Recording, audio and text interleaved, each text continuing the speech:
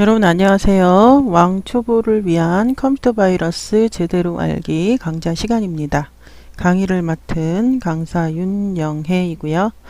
내용을 함께 진행해 보도록 하겠습니다.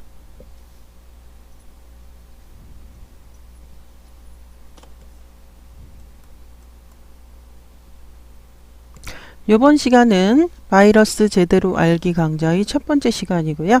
인터넷과 사이버 범죄라는 제목으로 내용 진행해 보도록 하겠습니다.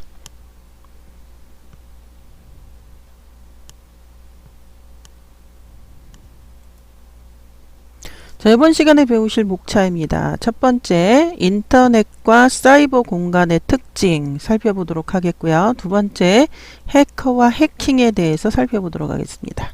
세 번째는 우리의 주제인 바이러스 악성 코드에 대해서 살펴보도록 하겠고, 이 바이러스 악성 코드를 분별해내는 백신, 원래는 안티바이러스가 정식 명칭이죠. 백신에 대해서 살펴보도록 하겠고, 다섯 번째, 정보 보호라는 주제로 이렇게 5가지 소주제를 가지고 이번 시간 다루어 보도록 하겠습니다.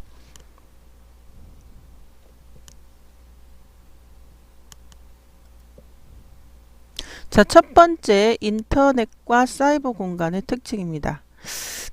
현실 세계가 아닌 컴퓨터, 인터넷 등으로 만들어진 가상의 공간을 우리는 사이버 공간 이렇게 이야기하고요. 공상과학 소설가 윌리엄 깁슨이라는 분의 소설 뉴로맨서에서 처음 사이버 공간이라고 하는 용어를 사용했다고 합니다. 사이버 공간은 즉 온라인 공간이고 정보통신망을 통해 현실의 시공간적인 제약을 뛰어넘어 언제 어디서나 의사소통이 가능하게 하는 그런 특징을 가지고 있고요. 현실 속에 자리를 차지하는 공간은 아니지만 엄연한 삶의 또 다른 현실이라는 특징을 가지고 있습니다. 사이버 공간의 특성을 단어로 한번 요약을 해보면 광역성, 신속성, 개방성, 자율성, 익명성, 또 평등성 이런 것들로 요약해 볼 수가 있는데요. 광역성은 지역적 한계를 벗어나서 매우 넓게 정보가 퍼져나가는 특징을 의미하고요. 신속성은 정보가 전달되는 속도가 굉장히 매우 빠르게 이루어진다는 것입니다. 개방성은 모두에게 열려있는 세계이고 자율성은 대체로 직접적인 통제나 간섭을 받지 않습니다. 익명성은 자신의 신분을 감추거나 드러내지 않을 수 있고요. 익명성의 장점은 일단은 누군지 모르니까 사생활의 보호가 되고요. 언론과 사상의 자유를 뒷받침해주는 그런 바탕이 될 수 있겠고요.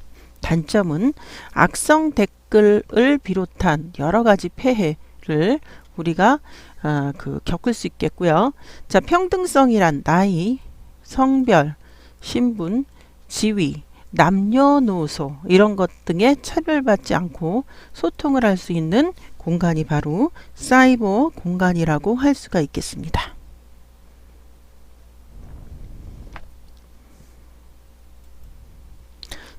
두 번째 소주제 해커와 해킹입니다. 먼저 해킹이란 국어사전에는 이렇게 나와 있어요. 다른 사람의 컴퓨터 시스템에 무단으로 침입해서 데이터와 프로그램을 없애고 망치는 일, 그게 해킹인데요. 영어사전에는 컴퓨터 조작을 즐기거나 무엇이나 숙고하지 않고 실행하기 이런 식으로 써 있다고 하고요. 영영사전에는 디자이너가 의도하지 않았던 방법으로 시스템의 특성이나 규칙을 이용한 창조적인 사용법을 찾는 것 이라고 써 있다고 합니다. 핵이라는 단어를 따로 떼서 보면 이 핵이라고 하는 단어는 원래 굉장히 오래전 컴퓨터라는 것이 막 등장한 그런 그 시기에 즉 1948년도에 설립된 MIT 매사추세츠 공과대학의 모형 기차 제작 동아리인 TMRC, 테크 모델 레일로드 클럽이라고 하는 그런 동아리에서 전기기차 트랙 스위치를 보다 빠르게 조작하다라는 의미로 처음 사용이 되었다고 합니다. 그런데 이게 지금 해킹이라는 단어로까지 발전하게 된 것이죠. 자, 해킹 툴을 한번 보도록 하죠. 자, 포트 스캐너라고 하는 해킹 툴이 있는데 시스템 방화벽의 통신 포트들 중 열려있는 포트를 찾아주어 자, 그것을 통해서 해킹을 할 수 있게 해주는 그런 그 툴이다 이런 설명이고요. 자, 비밀번호 크래킹. 자, 비밀번호를 찾기 위한 모든 경우의 수를 대입하는 것을 우리는 비밀번호 크래킹이라고 이야기를 하고요. 자, 루트킷이라는 그런 해킹 방법도 있대요. 루트킷이란 공격자가 시스템의 사용자 몰래 침입하기 위해 설치해두는 프로그램을 지칭한다고 합니다. 예를 들어서 나중에 침입하기 위해 길을 열어놓은 백도어 프로그램이나 원격 접근을 가능케 하는 프로그램 및 로그 파일과 같은 침입 흔적을 삭제하는 프로그램 등으로 구성될 수 있는데요. 자, 루트킷이란 명칭은 유닉스의 최상위 관리자 계정 루트라고 하죠. 루트 권한을 사칭하여 붙인 이름이고요. 자, 해커가 취약한 사용자 계정의 접근 권한을 획득한 뒤 루트킷을 설치하면 루트킷은 해커에게 루트 권한을 제공합니다. 이건 완전히 그 최고 권한을 갖고 있는 그런 그 계정과 같은 것이죠. 루트 권한을 제공해서 루트킷의 핵심은 사용자에게 들키지 않는 것이고 한번 설치되면 경로를 바꾸고 명령어를 은폐해 놓는 등 철저히 자신을 숨기기 때문에 사용자는 루트킷에 감염된 것을 알아차리는 것조차 쉽지 않은 그런 특징을 가지고 있다고 합니다.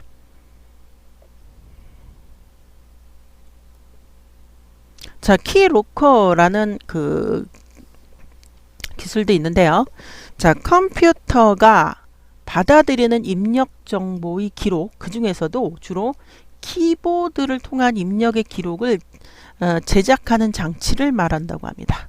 자, 대개 사용자의 동의 없이 기록을 만들고 전송하는 방식의 크래킹 도구를 우리는 키로커라고 합니다.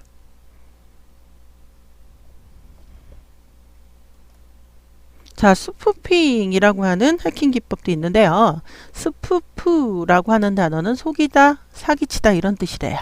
자, 인터넷 내에서 여러 가지 의미를 지니는데요. 스푸핑이란 외부의 악의적 네트워크 침입자가 임의로 웹사이트를 구성해서 일반 사용자들의 방문을 유도하고 인터넷 프로토콜인 TCP/IP의 구조적 결함을 이용해서 웹사이트에 접속한 사용자의 시스템 권한을 획득한 뒤 정보를 빼가는 해킹 수법을 우리는 스푸핑이라고 한다고 합니다.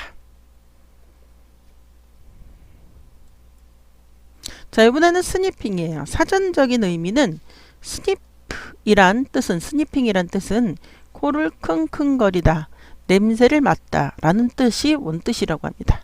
사전적인 의미와 같이 해킹 기법으로서 스니핑은 네트워크상에서 자신이 아닌 다른 상대방들의 패킷 교환을 엿듣는 것을 의미하고요. 간단히 말해서 네트워크 트래픽을 도청해서 도청하는 과정을 스니핑이라고 할 수 있고요. 자, 이런 스니핑을 할 수 있도록 하는 도구를 스니퍼라고 하고, 스니퍼를 설치하는 과정은 전화기 도청 장치를 설치하는 과정에 비유될 수 있다고 합니다.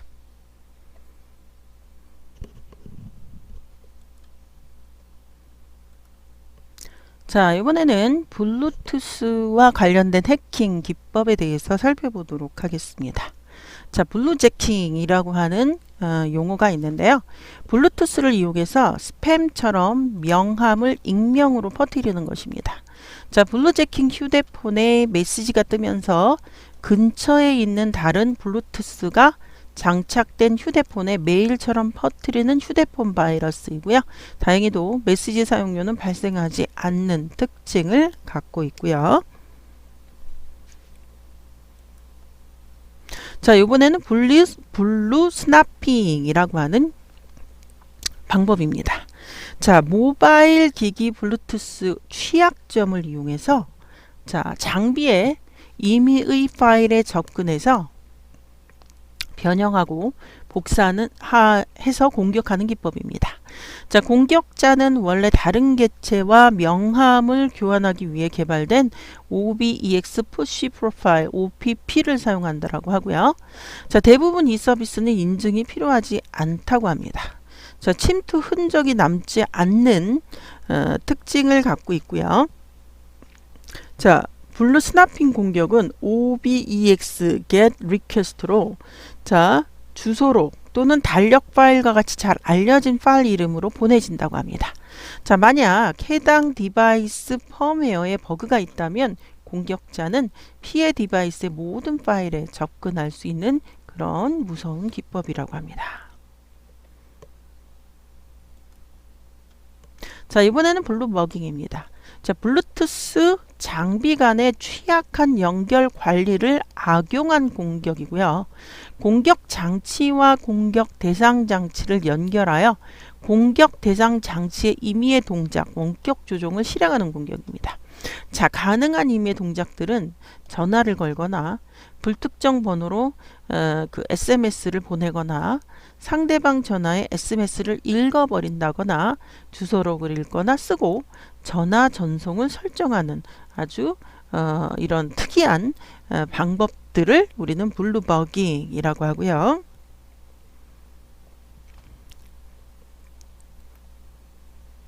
자, 이번에는 해커를 한번 분류해 볼게요. 자, 화이트 햇 해커입니다. 자, 네트워크에 대한 탐구를 즐기는 해커입니다. 또한 블랙햇 해커에 대응하고 블랙햇 해커로부터 정보 보안에 관련된 일을 하는 사람을 뜻합니다. 또는 정보보호 전문가라고 할 수가 있겠죠. 자, 공공기관이나 기업에서 자, 활동하는 보안 전문가들을 화이트햇 해커라고 일컫고요. 자, 특정한 곳에 소속되지 않았어도 자신의 해킹 실력으로 보안의 약점을 관리자에게 알려주는 해커도 있다고 합니다. 자, 이런 화이트햇 해커는 공공의 이익을 위해서 움직이고 보안 시스템의 개발에 초점을 두고 움직이는 해커 집단을 우리는 화이트햇 해커라고 이야기합니다.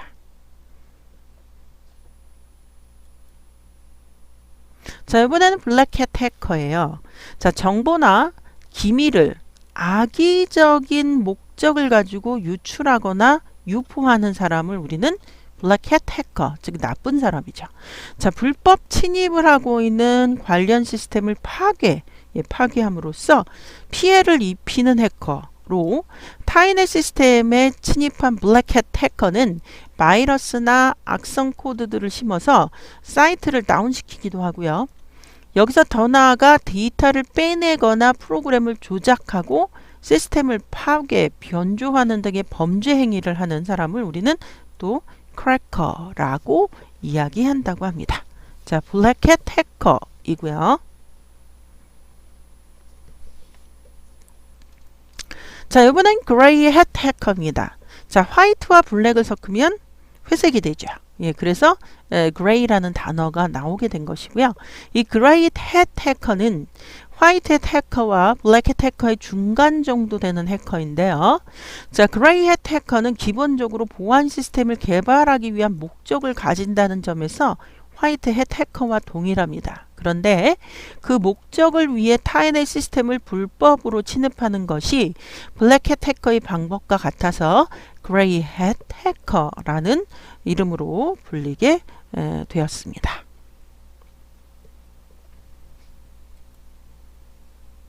자, 이번에는 블루햇 해커예요. 자, 블루햇 해커는 프로그램을 런칭하기 전에 버그 테스트를 하는 외부 컴퓨터 보안 회사를 지칭하는 말입니다. 자, 특히 마이크로소프트는 블루햇을 윈도우 같은 그들의 제품들의 취약점을 찾기 위해 초청하는 보안 전문가들을 MS에서는 지칭하기도 했다고 합니다. 자, 보안 그 전문가 이렇게 이해를 하시면 되겠고요.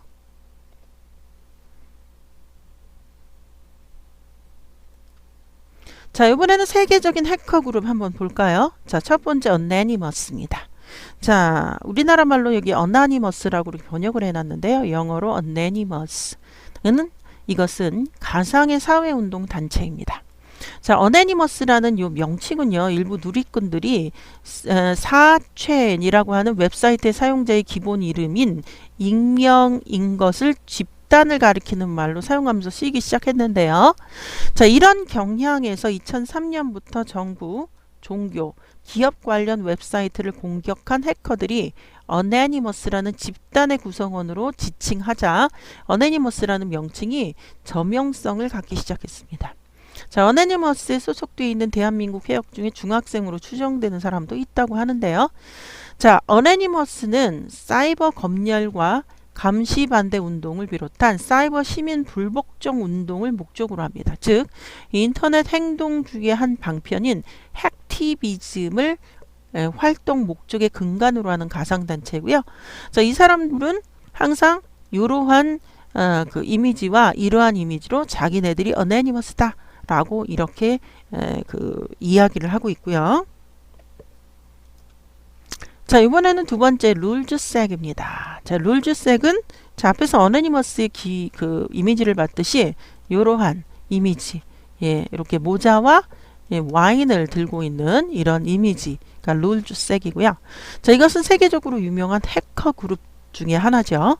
2011년 4월 중순 발생한 소니 플레이스테이션 네트워크를 공격한 해커 그룹으로 알려져 있습니다.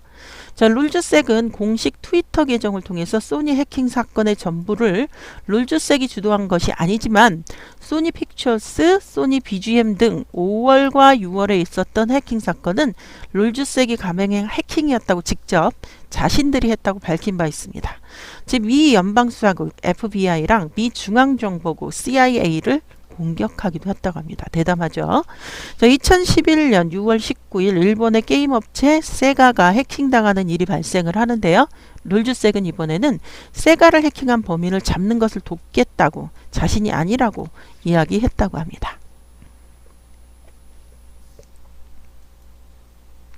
자, 이들의 정체에 대해서 유사한 성격의 거대 해커 집단 Anonymous에서 떨어져 나온 소규모 집단이라는 설도 있는데요. 4명으로 구성된 집단이라는 소문도 나돈다고 합니다. 자, 2011년 7월 룰즈색 주요 멤버로 추정되는 10대 소년 해커 토피어리가 영국에서 검거되었다고 하는데요. 같은 해 9월 22일 역시 룰즈색 주요 멤버로 추정되는 해커 코디 앤드류 그레싱거, 자, 크리스토퍼 도영, 하워드 로이드가 FBI에 체포되었다고 합니다. 용의자 검거에 대해서 FBI 공식 대변인은 수색 영장에 대해서만 언급할 뿐 추가적인 정황, 즉 이들이 룰즈색이라고 이렇게 이야기하는 것은 언급을 피했다고 합니다. 자, 세 번째 바이러스 악성 코드에 대한 내용입니다. 자, 영어로는 여기에 보이는 것처럼 malware, 말이라는 것은 나쁜 이런 뜻이죠. 자, 악성 코드 malware, 악성 소프트웨어는 컴퓨터 바이러스, 웜, 스파이웨어, 트로이 목마 등 컴퓨터 사용자에게 해를 끼치는 모든 코드의 총칭을 우리는 악성 코드라고 합니다. 자, 이와 같은 분류 이외에도 다양한 분류가 있을 수 있지만 악성 코드의 초창기부터 현재까지 살아남은 분류는 저 정도입니다. 최근 악성 코드는 필요에 따라서 복합적으로 작동하기 때문에 위의 형식으로 구분하기 힘든 경우도 종종 있다고 하는데요. 자, 악성 코드의 종류를 좀 살펴보죠. 자, 트로이 목마 바이러스 웜으로 구분해 봤습니다. 자, 복제 및 전염 능력과 형태와 전파 경로와 주요 증상들을 구분해서 이렇게 비교를 해놨습니다. 트로이 목마는 복제 전염 능력 없어요. 자, 바이러스는 있습니다. 웜은요 매우 강해요. 자, 트로이 목마의 형태는 유틸리티로 위장한 경우가 덜어 있고요. 바이러스는 파일이나 부트 섹터 등의 감염 대상이 필요하고요. 자, 웜은 독자적으로 존재를 합니다. 자, 전파 경로요. 트로이 목마는 다운로드를 받거나 이메일 첨부 파일, 웹의 취약점 등을 이용해 잠입을 하고요. 바이러스는 사용자가 감염된 파일을 옮김으로써 바이러스가 전파가 되겠고요. 웜은 네트워크, 이동식 USB 같은 거, 저장 장치 등을 통해서 전파된다고 하고요. 트로이 목마의 주요 증상, PC 성능이 떨어질 수 있고요. 바이러스, 해당 컴퓨터 시스템 및 파일이 손상됩니다. 사용할 수 없게 되죠. 웜은 네트워크 성능이 떨어지는 그러한 특징을 가지고 있다고 합니다.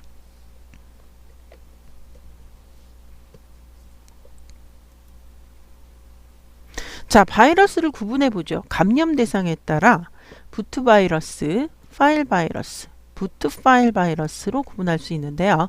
부트 바이러스는 컴퓨터를 켜면 하드디스크의 가장 첫 부분인 부트 섹터가 가장 먼저 실행되는데요. 이곳에 자리를 잡아 부팅을 방해하는 바이러스를 우리는 부트 바이러스라고 이야기하고요. 두 번째 파일 바이러스입니다.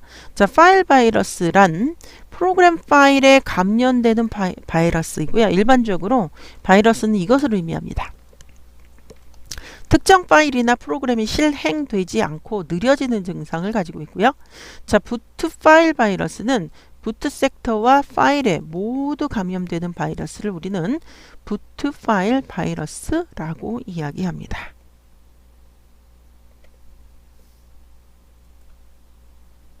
자, 바이러스 발전 상태를 한번 보죠. 자, 제1세대입니다. 원시형 바이러스이고요. 아마추어 프로그래머가 만든 바이러스로 구조가 비교적 단순하고요. 주로 부트 영역 파일을 감염시키는 그러한 특징을 갖고 있고요. 자, 제2세대 암호화 바이러스입니다. 암호화. 보통 이상의 실력을 가진 프로그래머가 만든 바이러스로서 백신 프로그램이 알아채지 못하도록 암호화를 시키고요. 그러나 암호화 수준이 낮았기에 암호 해독이 쉬웠다고 합니다. 자, 이번에는 제3세대입니다. 3세대는 은폐형 바이러스입니다. 은폐, 스텔스 바이러스 이런. 자, 감염된 파일은 정상 파일보다 크기가 커서 백신 프로그램으로 진단이 가능한데요. 자, 바이러스 감염 파일의 크기가 변화가 없어요. 백신 프로그램이 눈치채지 못하게 합니다. 자, 백신 프로그램이 진단하더라도 감염 이전의 상태를 보여줘서 감염 여부를 파악하지 못하게 하는 그러한 은폐의 그 특징을 갖고 있는 것을 바로 우리는 제3세대의 바이러스라고 합니다. 자, 이번에는 제4세대 갑옷형 다형성 바이러스입니다. 자, 상당한 실력을 가진 프로그래머가 다양한 암호화의 은폐 기법을 사용해서 만든 자체 변형 바이러스입니다. 자, 변형 방법이 100만 가지가 넘는다고 합니다. 대단하죠? 자, 암호화 규칙이 달라지기 때문에 백신 개발자들이 분석하는 데 시간이 매우 오래 걸리는 그러한 특징을 가지고 있다고 합니다.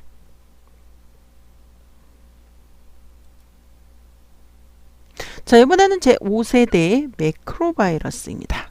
자, 자주 반복되는 명령어들을 하나의 단축키로 만드는 것을 우리는 매크로라고 부릅니다.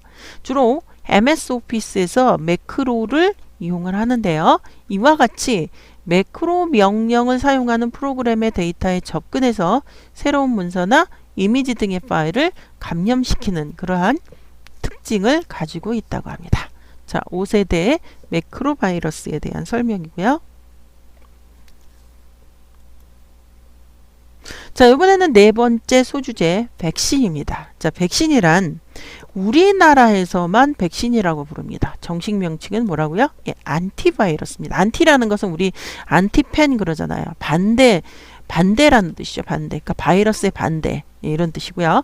자, 바이러스 검사 소프트웨어 또는 비루스 검사 소프트웨어, 비루스 방역 프로그램 또는 안티바이러스 소프트웨어라고 하는 것은 악성 소프트웨어를 찾아내서 제거하는 기능을 갖춘 컴퓨터 프로그램을 우리는 바이러스 검사 소프트웨어 백신이라고 부른다는 거죠.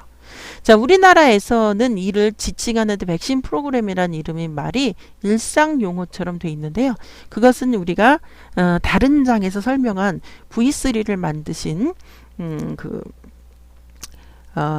안철수 박사님 때문에 그렇게 된 거죠. 자, 한국에서 백신이라는 용어를 V3 초기 버전인 백신 V1, 2, V2 플러스로 인해 대중적인 용어가 되었는데요. 원래 목적은 바이러스만 잡는 것이었으나 현대에는 악성 코드, 피싱 공격, 트로이 목마, 웜 등도 검출을 합니다. 자, 바이러스 검사 소프트웨어는 보통 다음과 같은 두 가지 기술을 사용하여 이를 수행한다라고 하는데요. 자, 바이러스 데이터의 정의와 일치하는 바이러스 확인하기 위한 파일의 내용을 살피고요. 감염으로 표시될 가능성 있는 컴퓨터 프로그램에 의심이 가는 행동을 찾아내기도 하고요. 이 기술은 발견적 분석이라고 부르는데 이러한 분석은 자료 포착, 포트 감시 등의 방식을 포함할 수 있다라고 하고요. 보통 상용 바이러스 검사 소프트웨어는 이 두 가지 기능을 모두 사용을 합니다. 자, 백혈구가 관여하는 것을 우리는 세포 면역, 체액이 관여하는 면역을 우리는 체액 면역이라고 하는데요.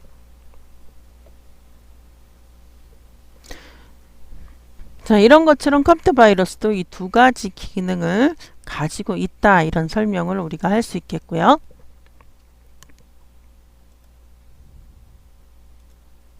자, 이번에는 정보 보호에 대한 소주제입니다. 자, 정보 보안이라는 것과 동의어로 사용이 될 수 있겠고요. 자, 정보 보안은 자, information security, 정보 보호랑 같은 용어로서 정보를 여러 가지 위협으로부터 보호하는 것을 우리는 정보 보호, 정보 보안이라고 정의를 할 수 있고요. 자, 정보 보호를 위한 장치 한번 보도록 하겠습니다. 전자서명입니다. 자, 서명자를 확인하고 서명자가 그 당해 전자문서에 서명했다는 사실을 나타내는데 이용하려고 특정 전자문서에 첨부되거나 논리적으로 결합된 전자적 정보 형태의 정보를 우리는 전자서명이라고 하고요. 정보 보호를 위한 장치 중에 하나입니다. 자, 이번에는 디지털 워터마킹입니다. 자, 사진이나 동영상과 같은 각종 디지털 데이터에 저작권 정보와 같은 비밀 정보를 삽입해서 관리하는 기술을 말합니다. 그림이나 문자를 디지털 데이터에 삽입하며 원본 출처 및 정보를 추적할 수 있고 삽입된 워터마크는 재생이 어려운 형태로 보관이 됩니다. 다른 말로는 디지털 워터마킹 또는 워터마크라고도 부릅니다.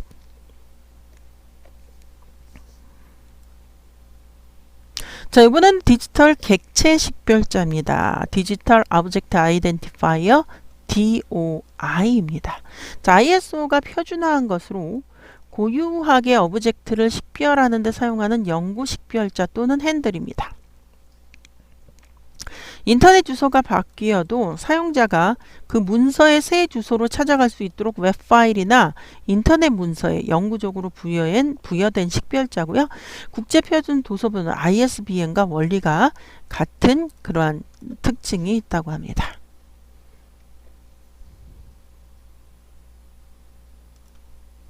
자, 모바일 안전수칙 볼까요?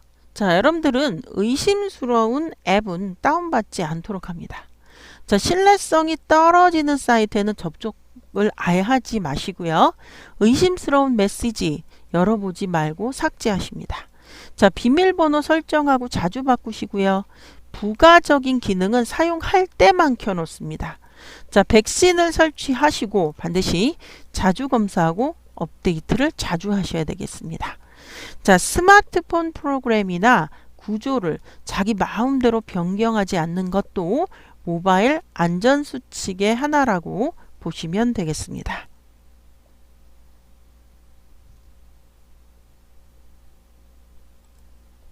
자, 정보보호를 위한 실천사항 보도록 하겠습니다. 자, 해킹 기술이 빠르게 변화하기 때문에 보안 소프트웨어를 수시로 업데이트 하셔야 되겠습니다. 자, 보안 소프트웨어의 실시간 검사 기능은 켜두시고요. 첨부 파일은 악성 코드를 검사한 후에 여는 것도 아주 좋은 습관이 되겠습니다. 자, SNS나 메신저의 링크를 함부로 열지 않습니다. 자, 중요 업무를 하는 PC에서 P2P, 자, 어떤 서버를 거치지 않고 컴퓨터와 컴퓨터끼리 PC to PC를 이렇게 지금 그 표현을 하죠. 연결을 함으로써 일단 그 두 개 그 컴퓨터가 동시 연결되기 때문에 악성 코드에 온상이 될 수가 있겠습니다. 이 P2P 연결이 그래서 중요 업무를 하는 PC, 그냥 단순한 뭐 게임이나 하고 이런 컴퓨터에서는 그래도 괜찮겠지만 굉장히 중요한 데이터를 다루거나 그런 소프트웨어가 설치되어 있는 컴퓨터에서는 이러한 일은 하지 말아라, 이런 뜻이 되겠습니다. 자, 정보 보호를 위한 실천사항 보았고요. 자, 프로그램을 설치하라는 창이 뜰 때 믿을 수 있는 기관인지 확인하고 설치하셔야 되겠고요. 중요한 데이터는 반드시 백업해야 됩니다. 매우 중요한 얘기죠. 자, 정품 소프트웨어를 사용하셔야 되겠습니다.